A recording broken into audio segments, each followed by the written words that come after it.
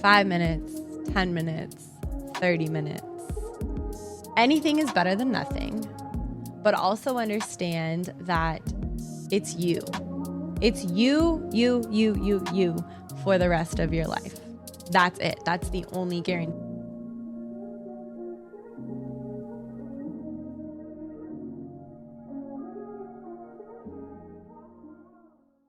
Hello, welcome to Authentically Aligned, a wellness podcast where we speak on all things wellness, from fitness and nutrition to meditation and mindfulness, healing, growth, self-help, and so much more.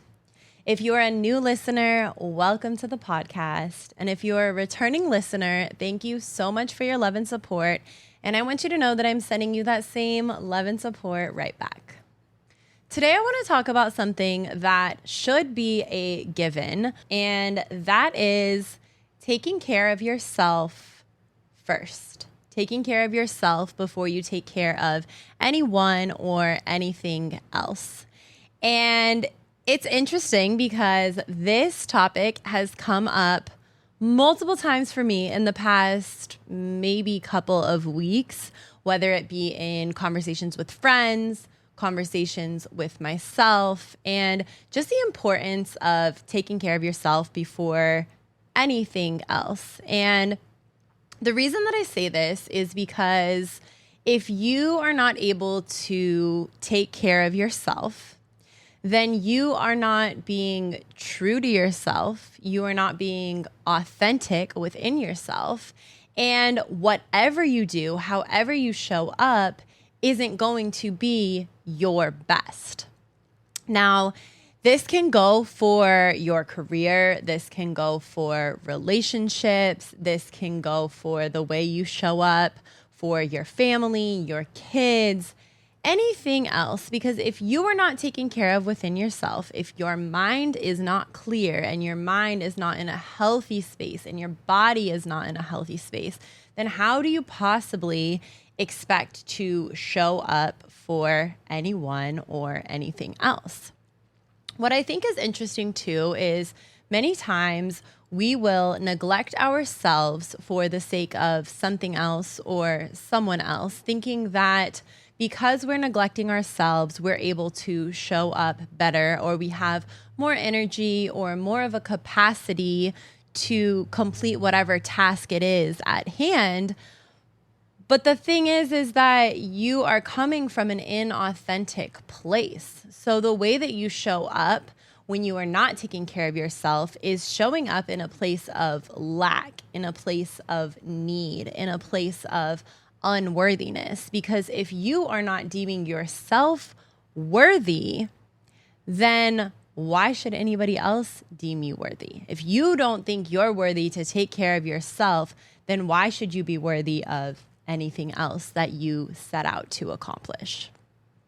So this is something that we have briefly talked about throughout many episodes, is prioritizing yourself, taking care of yourself, doing the things that pour into you. But I think that today is a great reminder of how we pour into ourselves, why we pour into ourselves, and the benefit and the reward that we get once we do pour into ourselves.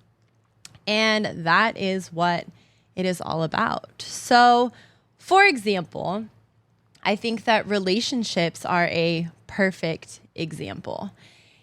When oftentimes this can go for friendships, this can go for romantic relationships, this can even happen in family instances and matters. But we tend to encounter somebody, and upon first encounter, we are taking care of ourselves. We're doing the things that are important to us, and we're working on ourselves. We're showing up at the gym. We're showing up at work. We're showing up in our self-care, our meditation, our mindset practices, taking care of our body. And then we start to integrate somebody into our lives. And I think that when either we enjoy spending time with somebody or we get along well with somebody, then slowly, we don't even realize that we start to put aside or let go of some of the habits that are really important to us and our well-being. And a lot of times, the reason that you attracted this person in your life and why you were attracted to this person and why this person was attracted to you is because you were showing up as your best self. You were feeling good about yourself and they saw the authenticity in you. And I think that we start to encounter people, we start to spend more time with people, and the first thing we lose sight of are those habits because we're trying to integrate balance into our lives. So being really cognizant when you start to enter a relationship or a friendship or you become closer with somebody, really being aware and having that internal self-awareness of what are the things that are non-negotiable to me, regardless of where this friendship or relationship, or even it could be in a job, regardless of where this starts to take me, what are the things that I am not willing to let go of that make me me? The self-care habits, the practices that allow us to be our truest, our most authentic selves, because it's human nature as we start to connect with somebody to, of course, want to worry about the other person. We want to be selfless in our approach with relationship to others. But I will tell you that there are many times that it is also important to be selfish with your habits, your time, the things that are pouring into you, because that is how you are ultimately going to live an authentic life, and you are going to continue on the same growth pattern that you've been on. Now, if this person isn't able to respect that and allow that and also be doing the same things for themselves, then maybe this connection isn't fully in alignment for you. But when we start to lose sight of the things that put us in our true, genuine nature, I think that's a perfect time for us to reevaluate the choices that we've made, the environments that we're placing ourselves in, the people that we're surrounding ourselves with, maybe the career path that we chose, or even the current job that we're at. And your body will tell you. Your body will tell you. Your mind is going to tell you. Your nervous system is going to tell you. And a lot of times that is why we find ourselves maybe being super anxious or frustrated or easily set off because there's something in our life that is not feeling authentic. It's not in alignment with us. And we don't realize because little by little by little, we start to let these things slip away. So really making sure that you are finding your practices and sticking to them, making them a priority, making sure that you are sticking to whatever routine it is that allows you to feel your most authentic self. Because when you're sticking to these things, you're able to show up better for you and you're able to show up better for others. You're not anxious, you're not frustrated, you're not holding on to maybe even resentment for a person or a place or a job because you have to give up some of your time and now you're not being true to yourself. So really making sure that these practices that you start to set in stone stick with you. And some of the practices that you may start or try or implement for a little while, maybe those aren't helping you to be your most authentic self. So question those, take note of those. Just because you feel like you should be doing something does not mean that you should be doing something. Your body's going to tell you, your mind is going to tell you, your anxiety is going to tell you. Now, that doesn't mean like letting the self-sabotage take over, because those are real thoughts too. Those are real things that come about. And sometimes you'll be anxious just because you're like, I can't do this, I don't want to do this. And it's a form of self-sabotage. So really being able to listen to your body and understand the things that do feel good and don't feel good. And the moment you're going to know is after you complete the task. So whatever it is, maybe it's going to the gym and you have so much anxiety going to the gym and then you get there and you work out and you feel better. you know that that was just your mind telling you, oh, the gym isn't good for you. But once you finished, you knew that the gym was good for you. But there are habits that maybe cause more anxiety for you. Maybe it's being out in crowds. Maybe it's loud noises. Maybe there are some things that you need to work through and address. But I think that it's important for us to have a list. And this is something that I have shared with my clients for a while now. And it's just recently started to become popular, called a dopamine menu.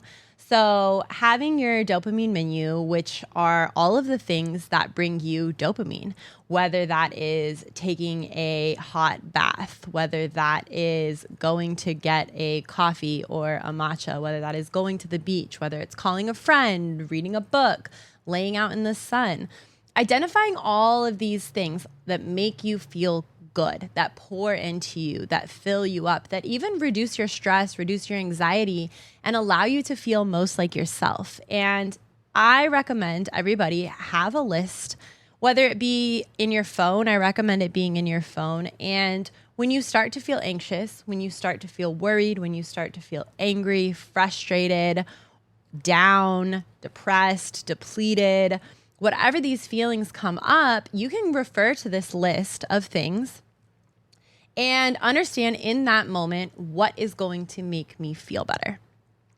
A lot of times there are things that may be on that list that aren't going to help reduce your anxiety in that moment, but there are some other things that will.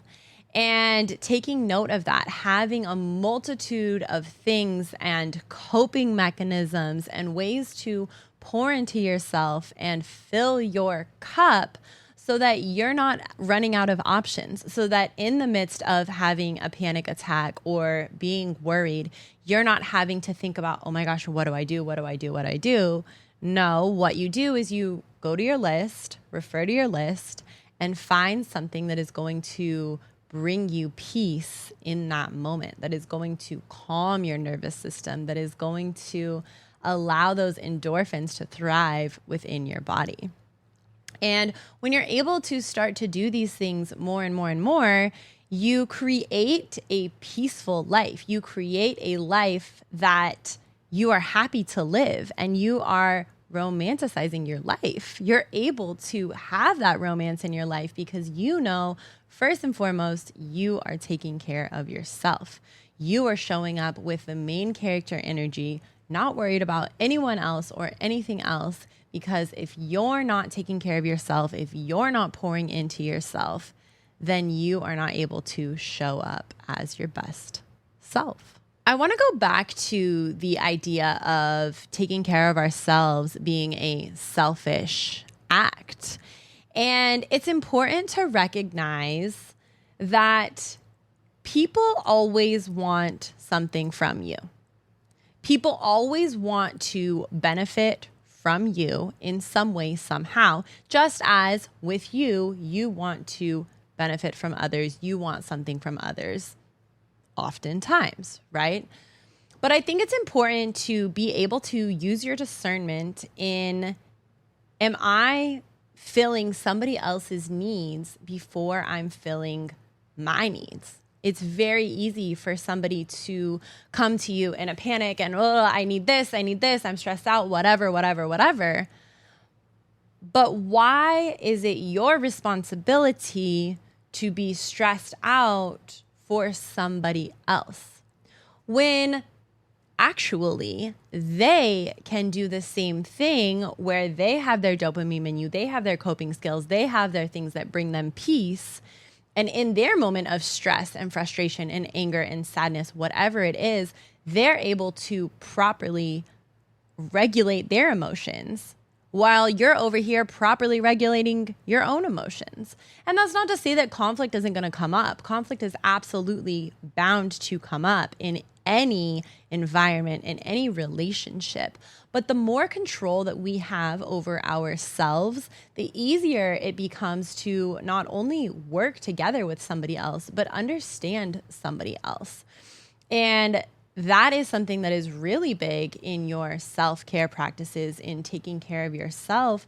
It allows you to not only start to use these practices to understand yourself better, but it allows you to understand others better. And when you see somebody who's in a panic, who maybe doesn't quite know how to regulate their emotions, and you have practice in regulating your emotions, you're not going to escalate the situation. You're going to try and diffuse the situation.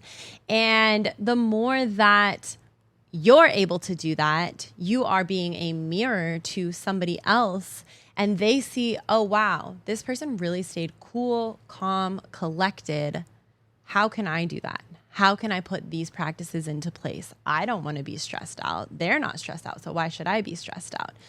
And this is something that becomes reciprocal. It becomes, if I do this for myself, other people see me doing it, then they want to do it. And eventually it starts to become contagious. And then guess what? We all have regulated nervous systems, regulated emotions, and we're able to calmly, effectively communicate our actual needs, our actual desires.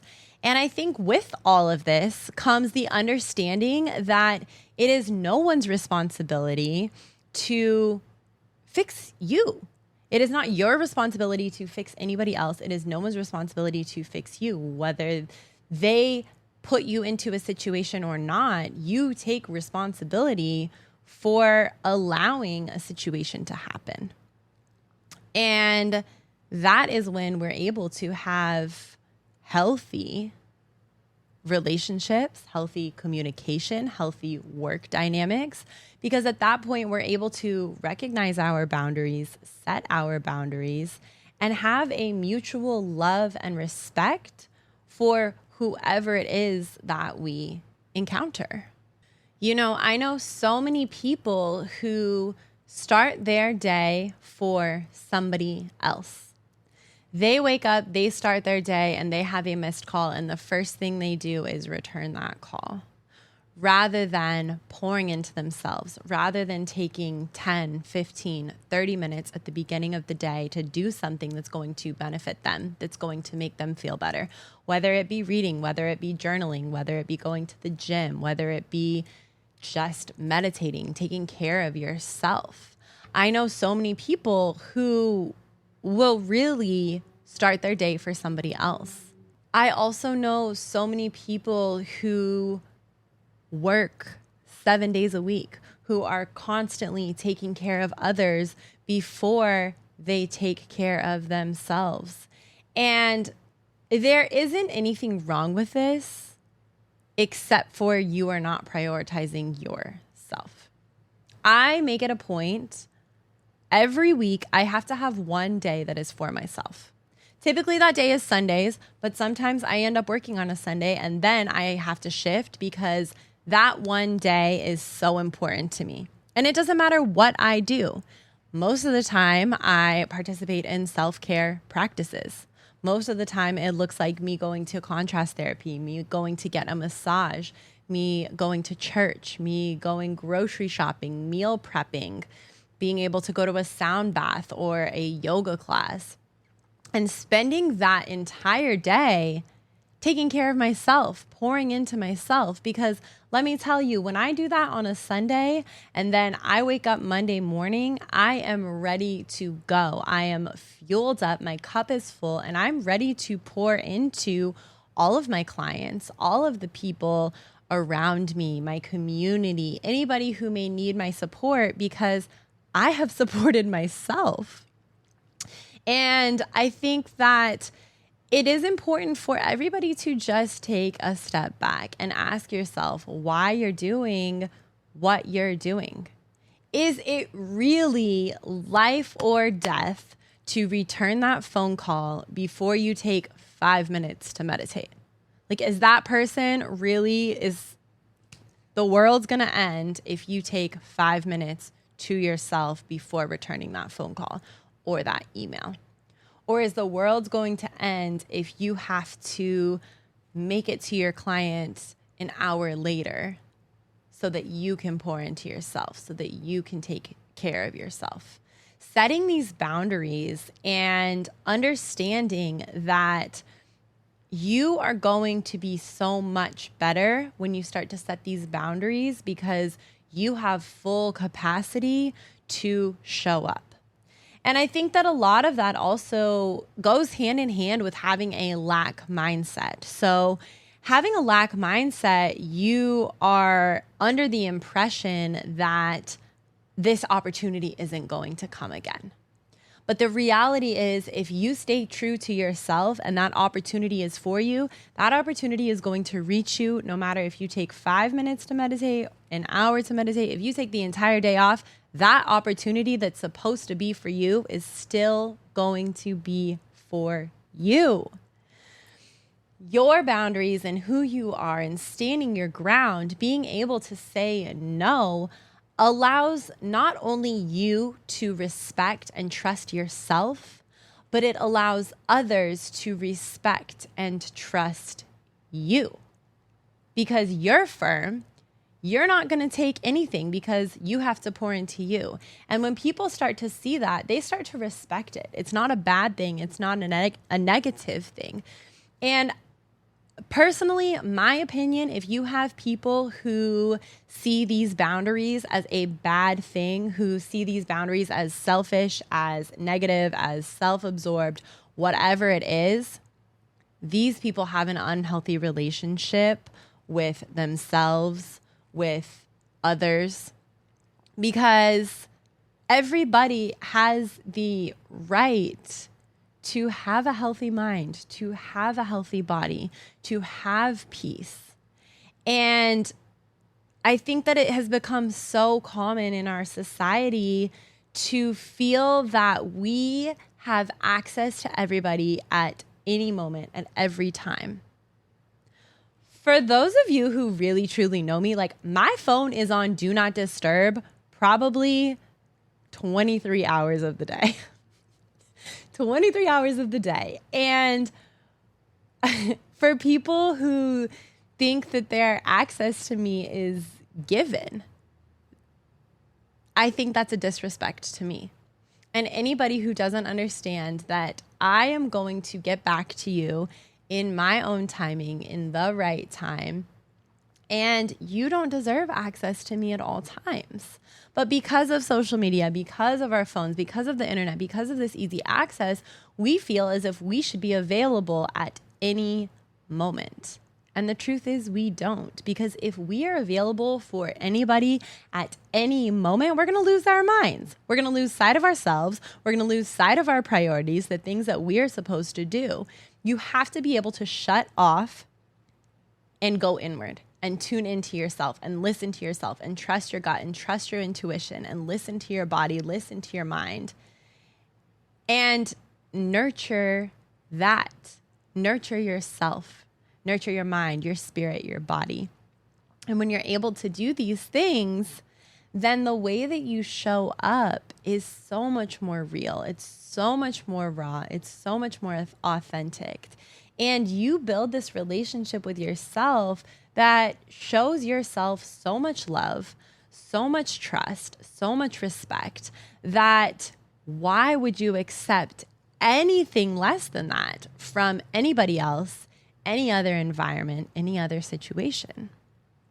So making sure that these practices that you are implementing into your life are with intention and purpose of taking care of yourself.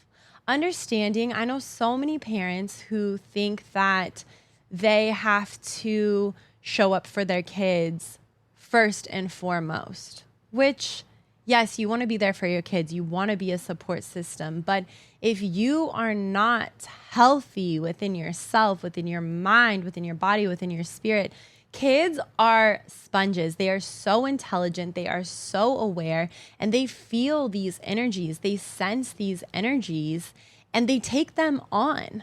Where if, as a parent, you tell your kids, hey, 10 minutes, you're going to sit in your room for 10 minutes. This is what I need you to do. You're going to go sit in your own room for 10 minutes and meditate and take care of yourself and pour into yourself and find that peace and set your intention for the day. You both are going to start your day on a much calmer note.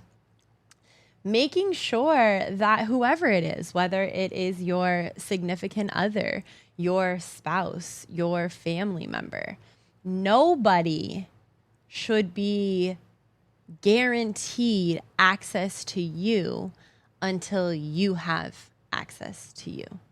Until you access yourself, don't allow others to access you. And I promise the peace that surrounds just this one flip of a switch is going to be huge in your life. We have gone over many of things, modalities, practices that you can incorporate into your life that are going to pour into you, that are going to allow you to take care of yourself and be your best self. But if you start to let these practices slip when you start a new job or you meet somebody new or you join a new community, then your authenticity, your light, your peace is going to slip right alongside that. So this week, I want you to make sure that you are taking care of yourself before you take care of anybody else. 5 minutes, 10 minutes, 30 minutes. Anything is better than nothing, but also understand that it's you. It's you for the rest of your life. That's it. That's the only guarantee that you have. So if you can't take the time to pour into you, what are you doing?